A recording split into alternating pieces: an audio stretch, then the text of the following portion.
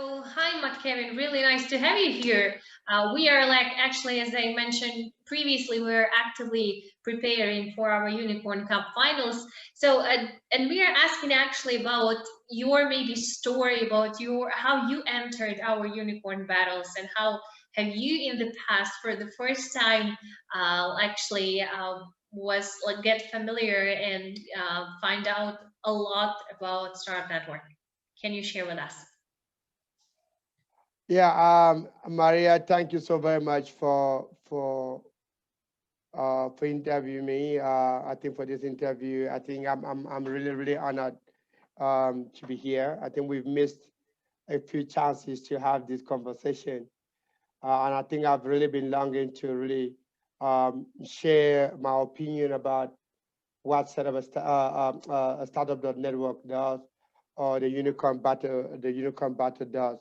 It's been one of those incredible programs or initiatives that I have been fortunate, to be part. Marina Marikelvich, Marina and I connected.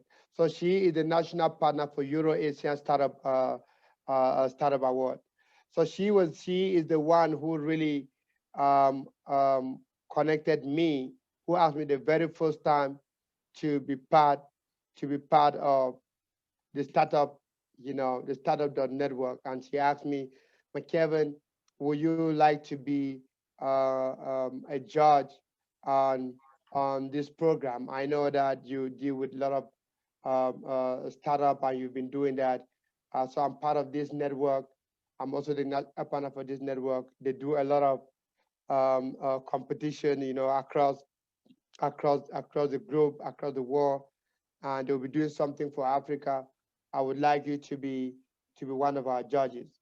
I think that's where it all began, and I said, why not? When it comes to entrepreneurship, when it comes to innovation, this is something that I like to be, to see how can I, see some of the great things that startups are doing across the world, and how can I then, push, it would give me a lot of ideas of how I could potentially push the African startups as well, because that is my vision. That is my mission. My mission is to really have to push the Africa agenda, but taking Africa to the world and the world back to Africa. That actually connecting startup to that kind of a network, to that kind of partnership, to also help them to see how I can bring international investors to Africa. So I said, for me, it was a very good opportunity to get to know the people behind the startup, that the network, people behind the Unicorn battle, and also to get to connect with the various investors that will be on this platform and discuss the Africa agenda. So that's where you all started. I was excited, and I started since then. I've been part and parcel of it. Talking about startups, actually, you mentioned what are probably so far the most promising which you have noticed, which you have been judging at our unicorn battles? I think in my few this experience with your battle, I've seen a lot of. I think that we're having a lot of health tech. We're having fintech. Um, we're having agri-tech. I think in this category, but also recently we've seen so much about on AI side as well. And then we have edtech. I think looking at these five categories: health tech, fintech, agri-tech, AI, and edtech. Those are the prominent startups that have seen across your battle. But also, it's not just across your battle, but also those are what we see. We see emerging from Africa. As we are talking about the COVID, a lot of startups have emerged from a health tech perspective to solve these challenges, and also from an ed tech perspective as well. I mean, not, using AI has really been growing. AI blockchain at the work hand in hand, and I think comparatively to how we see within the ecosystem across Africa, these are the things, these are the challenges that we are really solving. So your platform was just validated this the startups within this ecosystem. Understood. Can you share with us, McKevin, for example, when like you started like judging, as you mentioned, that unicorn battles, and how was it? What in this case all the time makes you want to come back and like maybe comparing to some other pitching events? What, Mhm. for example, for you, why unicorn battle stands out? I think for me, the methodology, the strategy that Unicorn Barra is using is really great. But also, um, uh, uh, the the organization. One thing that I am really, really proud being part of this of the Barra is the organization, the people behind the organization of the Barra. You know, Anna is phenomenal. Melissa is phenomenal. Everyone behind is phenomenal. And one of the things, I mean, the CEO of the setup of startup, the network, he's a great guy. He's a humble guy. And from the very first time, the caliber of investors as well are really are really critical or really crucial, and they really take the time. You can really see that they have the startups in their mind. They really want to invest in the startup, and they are not really looking at, oh, because I'm an Asian investor or American investor or European investor. I don't want to. I can't invest in African startup, or I can't invest. So they were really they were looking at whole diverse, a whole diverse and inclusive entrepreneurs or startup, and that's one of those things that stood well with me, because that is why that's where my mantra is. That's what my mantra is for us.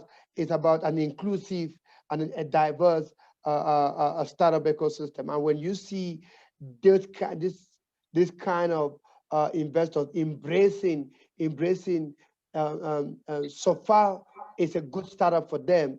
That for me, no matter where they come from, that for me were really crucial. But without the team behind the startup, the unicorn, without the team behind the unicorn battle, Yeah. trust me, I don't think that it would really motivate quite anyone to be there. You guys have a great team, and I'm so proud to be connected with the team behind the unicorn battle. Thank you so much. We really appreciate such feedback. Do you think that we should do more unicorn battles each season? Yes, I think the ecosystem is really growing. A lot of startup are really emerging, and I'll say it. I mean, trust me, I will be a little bit biased because I'm from Africa, and I want to see a lot more support from the African, a lot more support in the African ecosystem. uh, we have done so much within our ecosystem to really be bringing some of the best startup, from our continent and from MENA as well. I see great startup coming from MENA as well. Looking at the recent two battles that we've done between MENA and Africa, so I think we should do more. I think the only way that we can, especially Africa, can come out of, poverty, elevate, create more jobs is through entrepreneurship, and it's only when they get access to funding or access to capital, and the way you guys are putting all this together is the only way that I can see our continent really coming out of or solving this unemployment issue that we are facing. So yes, I would really encourage you guys to do more, not only within Africa, but I think there are other continents like Asia that still need again a lot of support. Part of Europe as well, who need a lot of support as well. So if we could continue to grow the investment side of what you guys are doing and continue to bring in the caliber of investors that you guys have partnered with. That is great for the ecosystem worldwide.